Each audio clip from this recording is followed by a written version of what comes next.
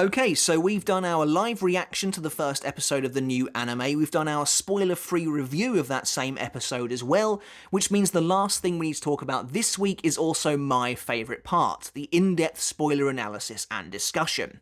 And so in this video we'll be diving deep into the nitty-gritty of the episode itself, moving through it scene by scene, picking it apart and comparing it to its source material, seeing what they've added, what they've changed, and even in some instances what they've taken away. And so of course, to that end, this video will be viewed through the lens of somebody who knows that source material entirely, which means there will be spoilers for the 1000 Year Blood War arc ahead. And before we get into our deep dive scene-by-scene analysis, if you haven't hit subscribe yet, make sure to do that now for more Bleach content like this every single week. And if you enjoyed the video, make sure to give it a thumbs up as well to help support me and the channel. And if you want to take that support from me another step further, I do have a Patreon for the channel as well. We can get videos like this one early, and you can support me for as little as $1 a month.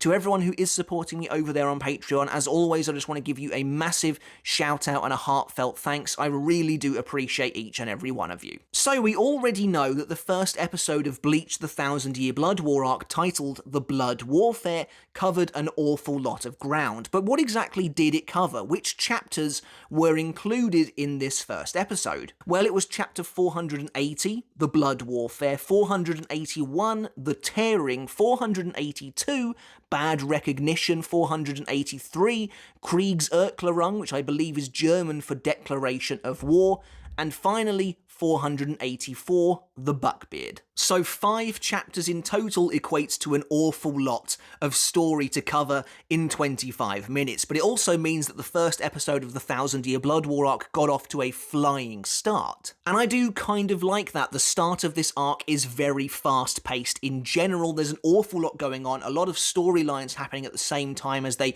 begin to converge in this one big looming conflict, and so I think therefore getting as much story through the door as you can at the start is a really good way to entice people in to this newest arc of Bleach. So let's begin our scene-by-scene breakdown of the video with the very beginning of the episode, which is already different to how the 1000 Year Blood War arc itself begins. Here we're treated to a rendition of the Kaiser Gesang, which is an ancient hymn talking about the Quincy King himself, Yhwach. In terms of the canon manga, we don't even hear about the Kaiser Gesang until after the first invasion, around the time of the Everything But the Rain story arc, and so I think it's actually quite a good idea to begin the story with it, as it sets up nicely who this looming threat might actually be, this idea of a confined Quincy King, and of course it immediately tells the audience as well that there's going to be some pretty hefty Quincy influence in this story, so I think that's quite clever. It adds a little bit of intrigue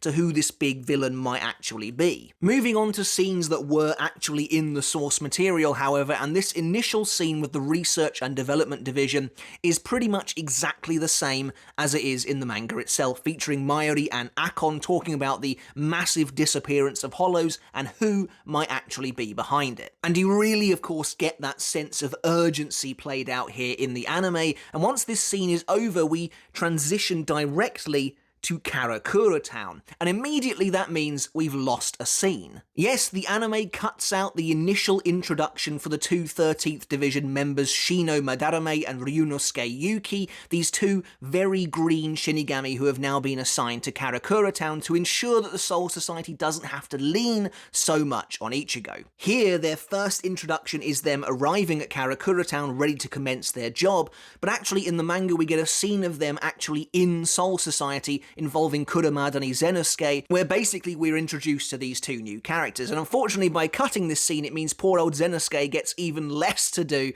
in this arc than he had before. Interestingly, however, this scene is a great example of what I mean by it seems like they wanted to just streamline the story, trim the fat as it were, and cut out the more superfluous scenes, because a lot of what happens in that initial introduction scene just simply makes its way to this introduction instead. Most of the dialogue between Shino and Yuki, where Shino slaps him, where she shouts at him for being scared, all of that is what takes place in that scene that we lost from the manga itself, so really we didn't lose too much at all. In fact, almost their entire conversation in this opening part of the episode is lifted from that missing scene. In the chapter itself, once Kurumadani brings them to Karakura Town, that's pretty much it. Shino basically leaves Yuki to his devices and he's immediately attacked by a hollow. And I think changing this around does make sense for the flow of the story. There's no real point in seeing these characters in Soul Society if you're just going to then bring them to Karakura Town straight away anyway. So I actually like this, and it also allows for an extended scene later on that really helps to build the atmosphere. Now, like I said, in the manga, the moment they arrive in Karakura Town, Shino basically leaves Yuki, and it's right after that that he is attacked by a hollow. And while I get that this is done out of necessity because Kubo only had so much space to play with, I also feel like it doesn't really make that much sense. Shino had barely left Yuki's side by this point, so I'd be surprised if she wouldn't hear the commotion and come back to help him. Instead, in the anime, presumably by cutting out that initial scene in Soul Society, we are instead treated to a very atmospheric extended sequence of Yuki making the rounds in Karakura Town, which I really like.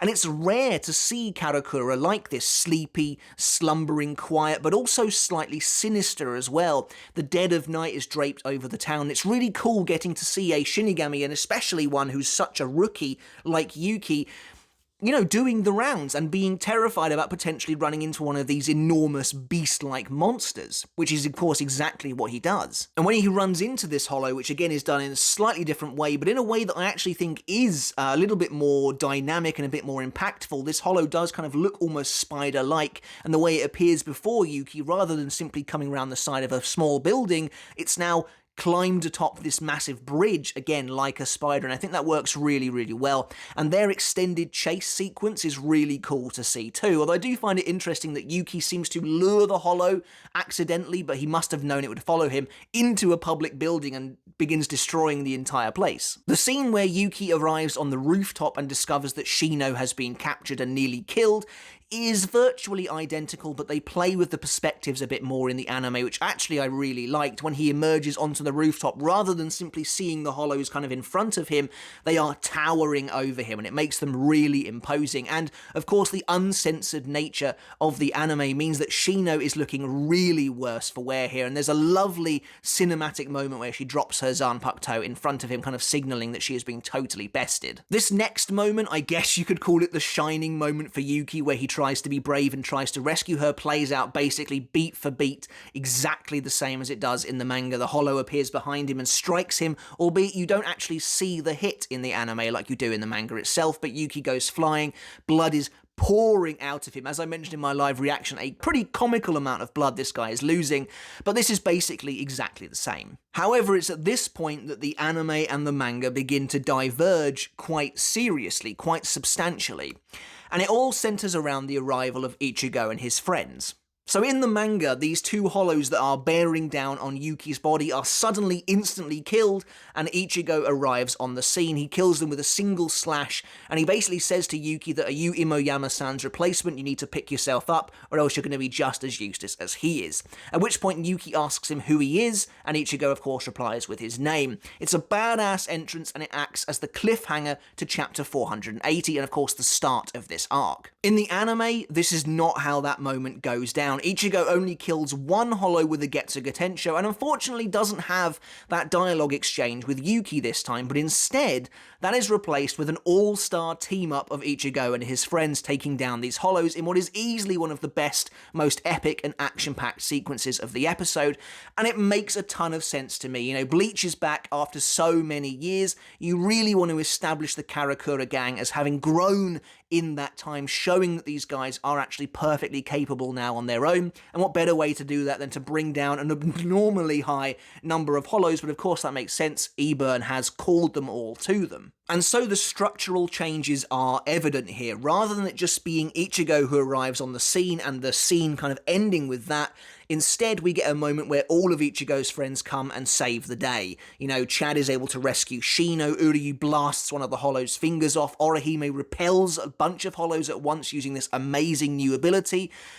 And in my opinion, I actually think the way the anime handles this is potentially better. I think it's really cool actually getting to see the Karakura gang in real time decimating these hollows and saving these new Shinigami's lives. It makes them really feel very heroic. We also get our first Bankai from Ichigo of the season and an amazing looking Getsuga Tensho. Pretty much none of this action sequence actually happens in the manga. Most of it is just alluded to in the next chapter 481 when Yuki wakes up, sees Ichigo and the rest and kind of has a flashback to what happened after the initial scene at the end of 480. We see Orihime coming in and saving him and Shino, and then all of them kind of lining up to take on the hollows, and that's about it. There's a moment where Ichigo cuts one in half and Uryu blasts another one with some arrows, but that's the extent of the action they get. I'll be honest though, while I think the anime version probably does actually work better, I actually think each version of course fits its own medium. The anime needed, as I said, a big bombastic return to form for these characters. Of course, they're playing number one. It's pretty much everything fans could have asked for, and it is fan service, but it's also lovely to see. Plus, we get the hilarious moment where Chad seemingly totals an entire building of innocent people. Whereas in the manga, we didn't really need that, because there wasn't such a big gap for us. I think the space between The Lost Agent and the Thousand Year Blood War, off the top of my head, was a 3-week break, I think it was. And so there wasn't any real need to have the Karakura gang have this massive set piece. It was enough to see them lining up together looking like badasses and knowing that they had grown from all of their struggles. Of course, the actual cliffhanger to chapter 480 is a shadowy Eburn looking on from behind a building, which we don't get to see in the anime, presumably because they felt they didn't need this cliffhanger moment if we were literally going to see Eburn in the same episode anyway. And so when Yuki wakes up in Ichigo's bedroom, this is the start of chapter 481, but wait. We're already missing another scene, and in my opinion, this is the most perplexing omission. This is the one that I am really surprised they got rid of, because it's actually the start of a fairly important subplot. And that scene in the manga is, of course, the Vizards, Hiyori and Lisa noticing a strange tear in the world, in the fabric of the universe around them. Of course, the amount of hollows being destroyed is starting to cause the balance to slip, and this tear is evidence of that. The whole chapter is called The Tearing. It's really strange to me that they got rid of this moment, and I think there's a chance we might see it later on perhaps, but it's just weird to me because this moment is not only a major part of the conflict between Shinigami and Quincy, but is also the direct lead-in to the subplot with Ikkaku and Yumachika, which does make it into the anime in full. So it's weird to me that they got rid of this, especially as well since the Vizards will have a subplot with this later on down the line when they are tasked with fixing these new holes that are opening up in the world around them. So that's weird to me. I do wonder if maybe we'll see it later on. Now, the next scene is virtually identical between the anime and the manga, from Yuki waking up in Ichigo's room, to all of Ichigo's friends arriving, to them sitting down and sharing lunch together, to Yuki seeing his Gigai, which is now wearing clothes in the anime when it definitely wasn't before, and freaking out about that. The only real difference is that Eburn arrives right in this scene in the anime, whereas his arrival is held until the end of chapter 481 to act as the cliffhanger there. Here, though, this sequence with Eburn carries on in the anime right the way until he draws his massive weapon against Ichigo using his Quincy cross, which also acts as a mini cliffhanger in the manga itself, moving then to the story with Ikkaku and Yumachika. But in the anime, the whole Eburn sequence goes right the way through to Ichigo kicking him out of the window, then facing him, talking to him for a little bit, fighting him very briefly, and then it cuts away to Ikkaku and Yumachika. And honestly, it's kind of fascinating going back to the manga and looking at it in comparison to the way they run the anime, because there are some moments where you're kind of like, yeah, this makes a lot of sense to me. In chapter 481, they cut away from Ichigo's bedroom for a very, very brief few panels max of Ikkaku and Yumachika making their way to the investigation site. And then that's literally it for that entire chapter. It then ends on Eburn's arrival in Ichigo's bedroom. Instead, in the anime, they cut out that tease of Ikkaku and Yumachika entirely, and instead just focus all of their scene at once when there is a break in the battle between Ichigo and Eburn. And in my opinion, that actually makes a lot of sense to run it that way, and it goes back to this idea of them streamlining the story entirely. There's of course a new shot here of Uryu staring out of the window after Eburn and Ichigo have left, and presumably the way it lingers on him is supposed to imply that maybe he has some idea who Eburn is, or at the very least who he is working for. That's interesting to me, as I'm not entirely sure Uryu would know who this is unless he knows what the Vandenreich uniform looks like, which I guess is a possibility. But personally, I've never thought that Uryu had any reason at the moment to suspect that Eburn was anything other than an Arankar. They also removed the, again, very superfluous moment where Chad tells Ichigo that they'll be right behind him. This sequence where Ichigo confronts Eburn after kicking him out of his house is very similar, almost exactly the same between the anime and the manga, although I have to confess, I really wish that the moment where Eburn revealed his Quincy cross was given a lot more prominence in the anime. It is a big deal in the manga, taking up almost an entire page when he suddenly reveals his Quincy cross from within his sleeve, and it feels very muted in the anime, I think, in comparison. It doesn't feel like as big of a deal, and that's a bit of a shame to me. That's something I would have liked to see changed a little bit. This is another thing as well, it's only a tiny thing, but I also think it's a bit of a shame that Ichigo doesn't mention Aizen here like he does in the manga. He explicitly asks Eburn if he's here to avenge Aizen, which I thought was a really cool piece of continuity for the universe, but for some reason it's totally absent in the episode. And so after Eburn reveals his bow, we then get the full sequence with Ikkaku and Yumachika. When you go back to these first few introductory chapters of the Thousand Year Blood War arc, it's easy to see why it might have been difficult to adapt. It jumps around an awful lot. The pacing is lightning fast, especially after coming off of the Lost Agent arc and the end of the Urankar arc.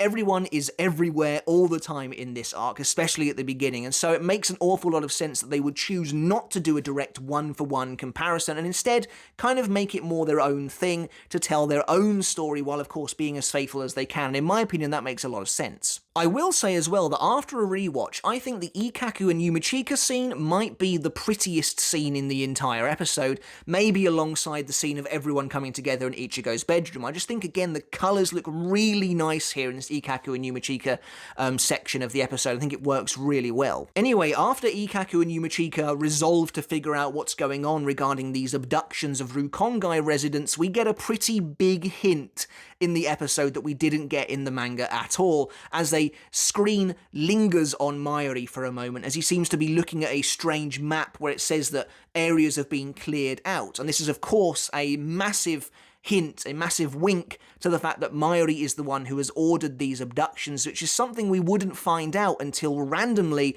a few chapters down the line when Yamamoto kind of admonishes him for this, in an amazing scene to be fair.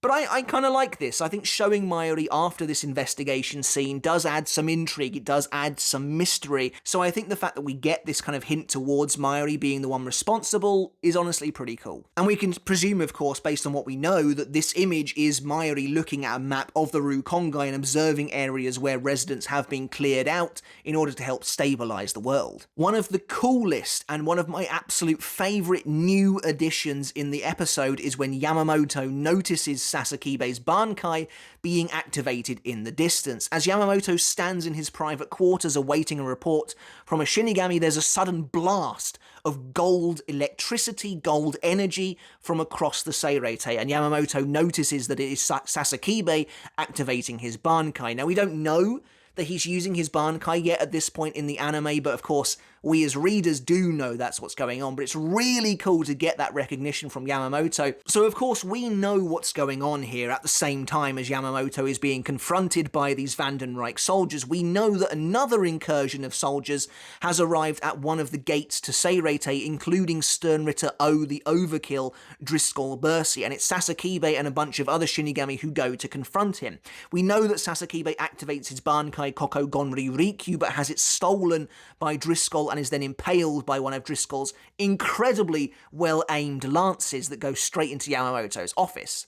I was really hoping that we would get to see at least a snippet of this Sasakibe versus Driscoll fight, as it is totally off-screened in the manga as well, and we don't. But there's still a chance that we might, I think, perhaps during a flashback in the battle between Yamamoto and Driscoll in the first invasion. I really hope so anyway. Because it would be really great to see when Driscoll activates Sasakibe's Bankai. In the manga, we get a small, like very small, couple of panels of Sasakibe raising his Zanpakuto and presumably activating Bankai, and I think that would be a perfect opportunity to see at least a bit of this fight happen. It's also possible we might get to see a bit of this fight next week when Akon explains exactly what went down at that gate. And also, during Sasakibe's funeral, Byakuya mentions what happened when he used Bankai for the first time in so many years and had it taken from him and was then killed. That's also another opportunity where we might get to see it a little bit. Or they just won't show it at all, which would be a bit of a shame. And so here we get scenes of Yamamoto being confronted by these masked Vandenreich soldiers, interspersed with moments of the Ichigo versus Eburn fight. And I'll be honest, I think here they would have been perhaps better off just following the manga. In the manga, this is the very start of chapter 483, Krieg's Erklerung, and you get a tense stare down between Yamamoto and these soldiers, where they question his lack of security, but Yamamoto says that as long as he's there, there's no problem. At this point, a Vandenreich soldier says, oh, I see, well, those will be your last arrogant words, Yamamoto, and it's really, really ominous, and then it cuts away. And the fact that it cuts away is what builds that anticipation for that eventual confrontation. It then returns us to the Ichigo versus Eburn fight. Here, however, there is no time for that anticipation to build. Rather than cut back to the Eburn fight like it does in the manga, this scene just carries on, and immediately Sasakibe is thrown into the wall. The reason I think that this wasn't quite as impactful for me personally as a reader is because of the way this scene plays out. I think this scene with Yamamoto and the Vandenreich suffers a little bit from being squashed entirely in between the remnants of Ichigo versus Eburn. This moment where Sasakibe is smashed into Yamamoto's office, Yamamoto looks unbelievably shocked, and then the Vandenreich soldier proudly declares that the Soul Society will be destroyed by the Vandenreich. Yamamoto's eyes are wide. It's a crazy moment, and this all acts as the cliffhanger ending to 483, which meant we as readers got to stew on this moment for an entire week, and I think that's why it had so much prominence, so much impact, and I wish they had done whatever they could to give it that same impact here as well. I appreciate it is difficult for them, but I do think that they should have cut away to the Eburn fight and then made this moment a sort of mini cliffhanger where they could in the episode itself. Obviously, the manga has that benefit of being able to manufacture a cliffhanger to leave us waiting for another week, and Kubo did that masterfully, in my opinion, with Sasakibe's death in that scene. It was so crazy to see, especially when this guy then declares all-out war on Yamamoto himself. It definitely feels lessened by the fact that it had to be kind of crammed in. There are no gaps in this scene at all, which I think is a strange decision to make, personally. I do think the visuals are stellar during this moment. The Quincy Lance looks really, really nice. Sasakibe is brutally injured and it looks really effective. And as I mentioned before, I think the creativity in shots on the Vandenreich soldiers, the way you can see the reflection in their visors, is really, really nice as well. Again, I just wish that that moment of shock for Yamamoto had been given the same prominence that it had in the manga itself. Instead, rather than kind of creating a cliffhanger moment out of it, they actually carry on into chapter 484 before the rest of 483 is even finished regarding the Ichigo versus Eburn fight. But speaking of the Eburn fight, we get a lovely extended battle sequence between him and Ichigo where he's chasing Ichigo through Karakura town over the river. That is really nice to see. Outside of the cutaways back to Yamamoto and Sasakibe after that confrontation is over, the moment where Eburn tries to steal Ichigo's Bankai is thankfully almost exactly the same, as I think it works really, really well here. And here is where I think the anime's messing around with structure is actually quite effective. In 483, Eburn already tries to steal Ichigo's Bankai before Sasakibe tells Yamamoto that the enemy can do something to Bankai as his dying warning to his captain. In the anime, they make the very smart decision, I think, of fusing those two scenes together. So Yamamoto and Sasakibe are talking, Sasakibe is telling him through bloodied breaths that the enemy can, our Bankai, they can, and as it's happening, Eburn is trying to steal Ichigo's Bankai. I think that's really clever, as it heightens the tension in that entire scene. You're wondering, like, what is Sasakibe saying, what's he trying to convey, and what exactly is this guy trying to do to Ichigo? At the end of the day, the main takeaway is that they are clearly not afraid to play around with the structure of the chapters they have to use to get the narrative they want to achieve. And I think for the most part, it is very effective, outside of those kind of small, let's face it, nitpicks that I have regarding the impact of certain scenes. At the end of the day, they're still conveying the core message. The end of the episode brings us to the end of chapter 484 in an almost shot-for-shot remake of the Yhwach introduction, which I think again works really well. Eburn is of course teleported away from Ichigo using the Quincy shadow, and we get a really nice, again, a really cool hint to the true location of the Quincy's as the camera takes us into a particle of the shadow itself, and then we get to see the majesty of Silburn as the darkness is pulled aside.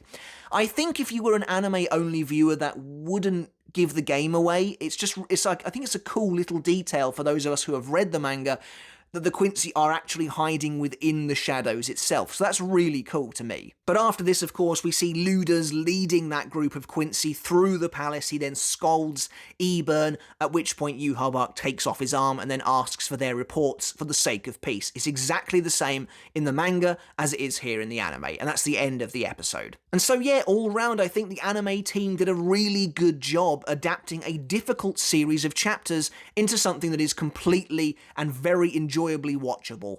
I think it is difficult to get a perfect mix, and I do think that the only scene that suffers is unfortunately the one where Sasakibe is impaled into the wall, but of course your mileage may vary. I just remember explicitly being left on that cliffhanger for an entire week. I couldn't believe what was going on to the Soul Society right in front of the Captain Commander's eyes, and it definitely feels a little bit lessened here. But overall, I think I'm actually really happy with the liberties the team has taken, and this first episode never really strays that far away from the manga anyway. So what can we expect to see next week? If I could make a couple of predictions about episode 2, which I believe is called Foundation Stones, well, they would be this. If the next episode covers the exact same amount of chapters, which was 5, then we're going to be in for a really good time, getting introduced to a lot of really cool stuff. The group is going to go to Waco Mundo. They're going to meet Sternritter J, the jail, Kirige Opie, who I just cannot wait to see on the screen. We're also going to see Hashwolf at some point in this episode as well, so the Sternritter are really starting to come to the forefront as early as episode 2. I think the second episode could end in 2 places. If they cover 5 chapters again, that means it will probably end on the revelation that Yamamoto failed to kill Yhwach 1,000 years ago. But honestly, I think 5 chapters is a lot to do every single episode, so if they were only to do 4, it means the episode would end with Ichigo confronting Kirige in Waco Mundo, which actually I think would work really well as well. And it also means that episode 3 would be free to be titled March of the Star-Cross, which I could absolutely see happening. I'm wondering as well about the structure of the next episode too. I wonder if they will start in the same place that 485 begins, which is immediately following the resolution of 484. We see Luders on the ground, his arm missing, and we get the start, only the start, of his conversation with Yhwach. But I'm actually wondering if they might make us wait to resolve that cliffhanger. If they really want to change things around a little bit, but obviously still in keeping with the chapters they have to use, I could even see the next episode opening with Chojiro's funeral, after which we go back to Ichigo and his friends. He hears about the funeral, goes and finds Neliel, and when she warns him that something is going on in Waco Mundo, that's when we get the entire conversation between Yhwach and Luders, ending of course with Yhwach revealing that he has captured Harabel, all in one sequence without any need to skip ahead. I also think regarding Uryu, since he's about to take something of a leave of absence, they're going to follow up with that pensive look of his, with obviously him saying that he can't go to Waco Mundo with the rest of his friends, and I think after that moment we might get a very small subplot of him, as we've seen in the trailers, going to talk to his father. That will probably happen sooner rather than later, and potentially trying to learn more about the Vandenreich. But that's it for our our first in-depth spoiler analysis and discussion of course, the first episode of the 1000-Year Blood War arc anime, The Blood Warfare. What did you think? Was there anything I missed from this episode? I'd love to hear in the comments below. Let me know. Let me know as well what your favourite change, what your favourite addition was from the manga to the anime as well, and what you think about the missing scenes too, particularly the one of the Vizards. That's the one where I think there's the best chance that we may actually see it later. Alright guys, make sure to hit subscribe if you haven't done already, and until next time, I'll catch you later. And I'll see you then.